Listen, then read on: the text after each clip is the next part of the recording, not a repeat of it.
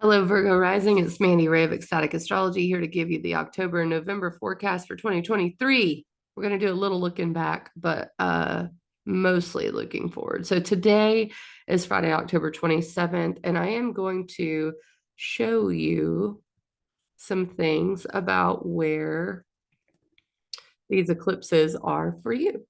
All right, so here's the calendar, and we're just going to circle where exactly it is in your chart so that we can follow it along. So the solar eclipse is in Libra. Now, it's a south node solar eclipse. This happened October 14th. You may have been able to even see some of it out in the outside if you went outside during that time. So the solar eclipse was about separating or getting rid of or moving away from or redoing, you could think of it like that, your relationships in an area. So for you, this is the second house of self-sufficiency, money, values, security, assets, comfort. You could say a bunch of different things about Libra. The South Node is about redoing your relationship with that, sometimes letting go of something there. And, you know, it was ruled by Venus and Virgo, which is your self, independence, instincts, identity. So it has a lot to do with who you want to be, right? And how you want to go about your daily life. So that is what this solar eclipse in Libra was about for you. And it's funny because I am with a Virgo rising, and he actually bought a car on the solar eclipse. Literally, he separated from some money. You know, it's crazy how that works. So you can look at it in that way. And sometimes it's about separating from a value. It's not always about actual physical money. It could be how you value certain things as well. All right, so let's go on to today because now we're at the second eclipse. Today is October 27th, tomorrow is the 28th. The lunar eclipse is in Taurus tomorrow. And then Mars and Mercury and the sun are in Scorpio. So, and it's not just the lunar eclipse in Taurus, it's also Jupiter and Uranus in Taurus. So, we're talking about the Taurus Scorpio axis, which for you is your third house and your ninth house. I had to double check on the chart. Okay.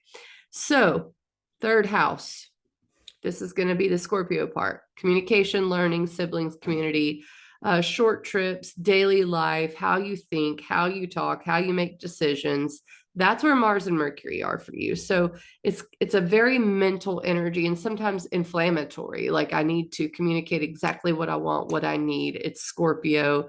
It's about the depths with Scorpio. It is fixed waters. So think of a deep lake, right? So emotion as well. So a lot of times we can be communicating what we want out of that area, especially local community and the way we talk and the way we learn or the way we listen.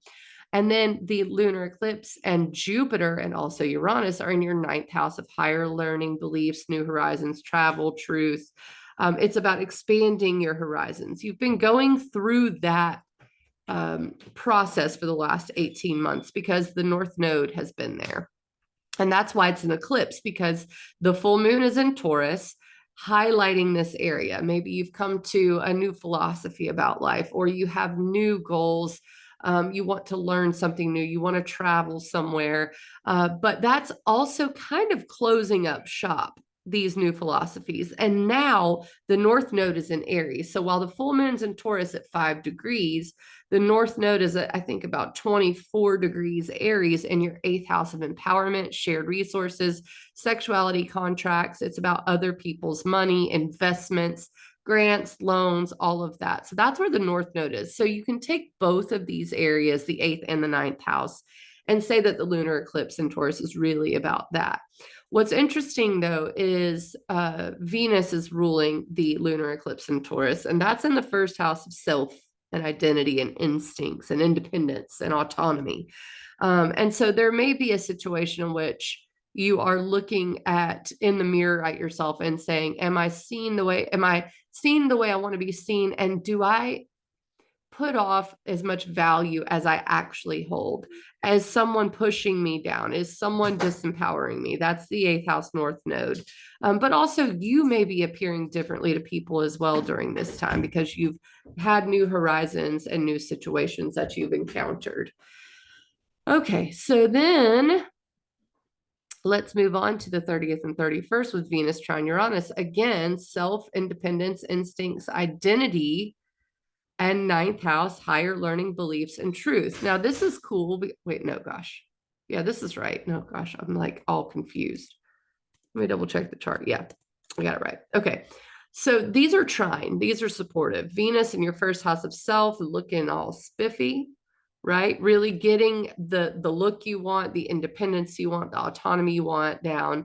And it's trying to a change in your ninth house adventure, truth, belief. So this is really changing how you want to appear to people. Really, I think that this is a click in, if your philosophies have changed, you're going to embody that. And if your values have changed, that's going to change your identity to others and how you are independent, how you move forward in the world.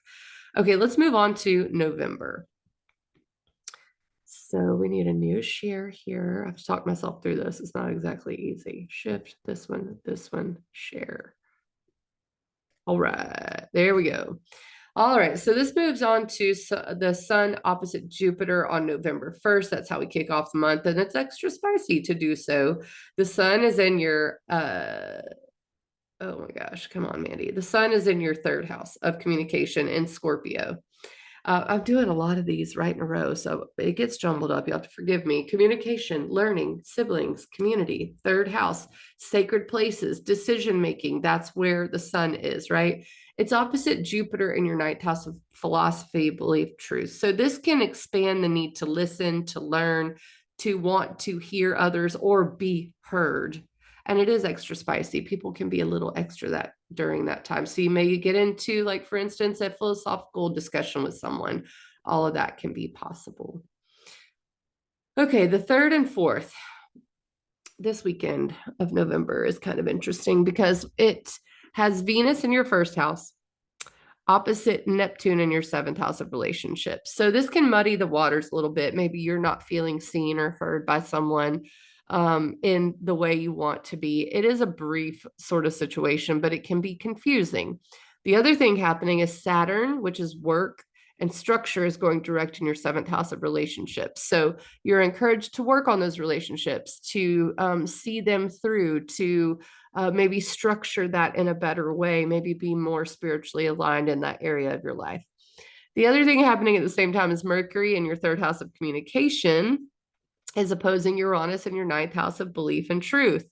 And when you have a 1st house, 7th house, and 3rd house, 9th house opposition at the same time, it can get quite heated into like words being exchanged about beliefs, about truth, about, saying this is who I am and I'm not going to change, things like that.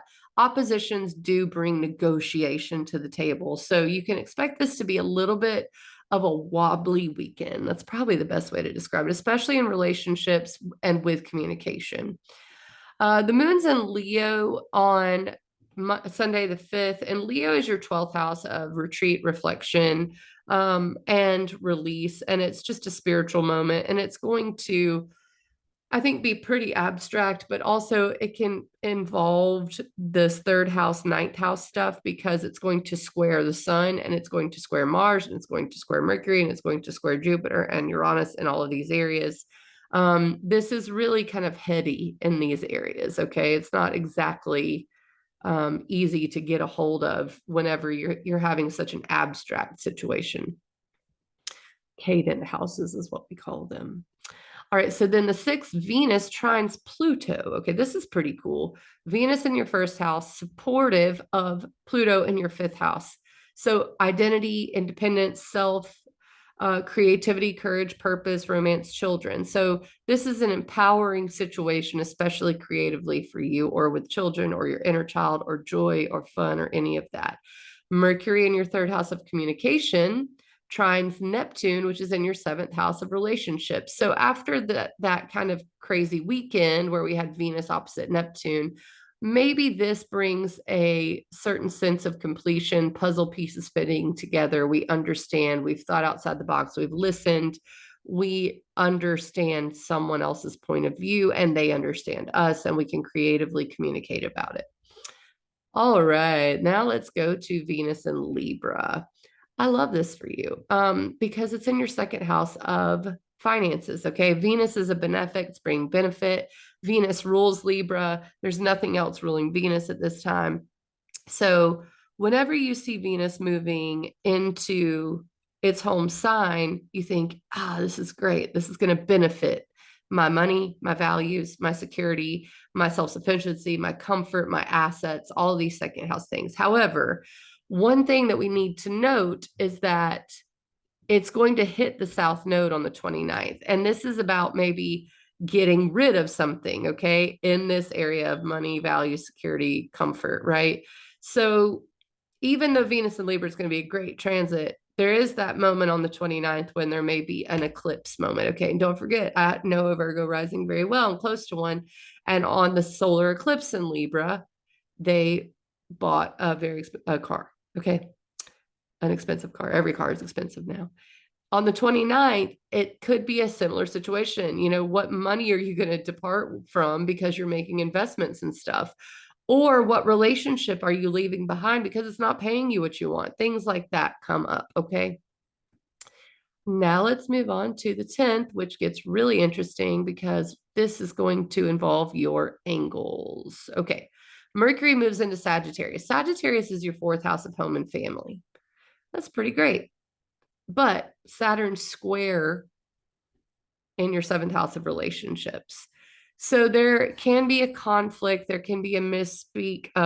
Maybe you're not exactly saying the right thing, or someone is not saying the right thing to you and your home and your family. And relationships and home can be butting heads in some way. Maybe plans for the house, maybe routines and things like that. Then you have Mars opposite Uranus, third house to ninth house. So it's like, no, but I, believe this thing and I'm going to speak that. And it can be quite explosive. So my opinion is to lay low with a Mars opposite to Uranus, expect the unexpected. Try to keep cool, especially with Mars and Scorpio. But this can kind of shake up things a little bit this weekend, okay, especially in those areas. The 13th, there's a new moon in your third house of communication, learning, siblings, community. And this is a new phase that you're trying to implement new ways of being here. That's possibly after learning something new or having a change in philosophy. Now you have to kind of have a new sense of decision making or a new sense of communication or thinking in order to communicate that new philosophy to people or to make it every day. The third house is really an everyday sort of transit. So the new moon's in the third house, new way of communicating, new way of getting through life, making decisions based on changes in your own philosophy. That's the new moon. And that's why I have the new way, old way sign there, because I think that's exactly what this is going to be about. Now, the 14th, 15th, and 16th, this is really nice. Mercury in Sagittarius, your fourth house of home and family, is sextile. Opportunity is a sextile.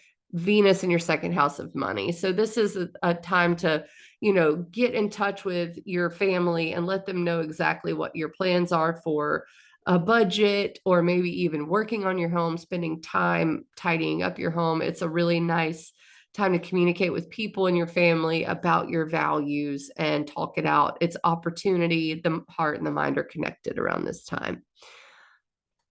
The Mars Cazimi in your third house of community is on the 17th, and it's in your third house. Okay. Communication, learning, siblings, community, short trips, sacred places. Mars Cazimi is when Mars and the sun come together, and there is this very powerful moment of understanding. And so maybe something in your community comes about on that time, or within your family. I guess the third house having siblings as a theme could involve some family, but there is something that empowers you in this area to communicate and to say exactly what it is you want, exactly what it is you're going to do to somebody, not to somebody, but saying it to somebody. You're not going to do anything to anybody.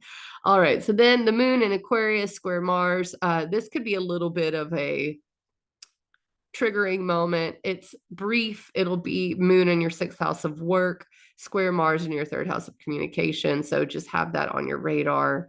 And then the 22nd, we get the sun in Sagittarius, your fourth house of home and family. And it's square Saturn and your seventh house of relationships. And then Mars does the same thing in the same two areas on the 24th. Okay. Don't forget the 10th is when it did this last. Okay. So this is about relationships and your family and how they work together. And then your home and your relationships. And maybe it's a situation which you're like, we haven't had people in our home in a while. And so you got to clean it up or something, things like that can be, it's like work. Work is in the seventh house of friendships for you, Saturn. It can be obstacles. It can be responsibility, right? So there's responsibility there. But all you want to do is be in that.